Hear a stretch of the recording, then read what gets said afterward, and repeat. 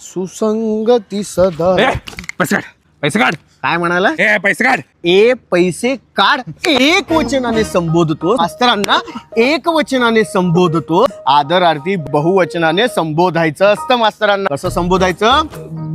बहुवचनाने. आदरार्थी बहुवचन. काय म्हणशील? अहो मास्तर पैसे काढा म्हण बघू. माझ्याकडे पैसे नाहीत. अरे अरे मी तुला विचारत नाहीये पैसे काढायला, सांगत नाहीये मी तुला सांगतोय तसं माझ्या मागून म्हण. अहो मास्तर, अहो मास्तर पैसे काढा. पैसे काढा. शाबास. आता मला सांग की तू गृहपाठ केलास का? गृहपाठ नाही केला. आजारी होतो. खोटं बोलतोस. आजारी होतास म्हणून खोटं बोलतोस. बरं मला सांग, वर्गात बसून स्वाध्याय तरी सोडवलास का? स्वाध्याय नाही सोडवलास ना? नाही सोडवलास. मूर्ख मुला. बरं तू बाराखडी म्हणून दाखव बघू. ए पासून सुरुवात होते बाराखडीची. ए पासून सुरुवात होते. आ पासून होते. हात पुढे कर. त्याच्यानंतर मग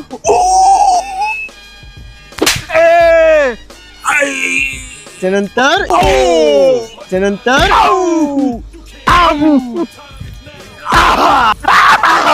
बघूया बाराखडी कशी विसरतोस ते. आता मला सांग, चाल कुठल्या कुठल्या गोष्टींची तू चोरी करतो? मी पैशांची, सोन्याची, चांदीची, दागिन्यांची, म्हणजे सगळ्या मौल्यवान गोष्टींची तू चोरी करतो. अरे मग आपल्या महाराष्ट्रातली सगळ्यात मौल्यवान गोष्ट कुठली? कोणती? आपली मराठी भाषा. तुला जर चोरी करायचीच असेल ना, तर आपल्या मराठी भाषेतल्या शब्द संपदेची चोरी कर.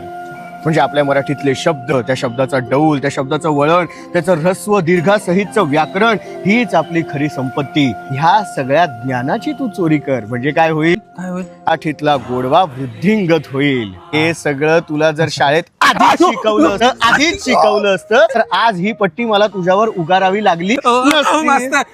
मला शाळेत टाकलेलं, पण मी शाळेत जाण्याच्या आधीच माझी मराठी शाळा बंद पडली. छगन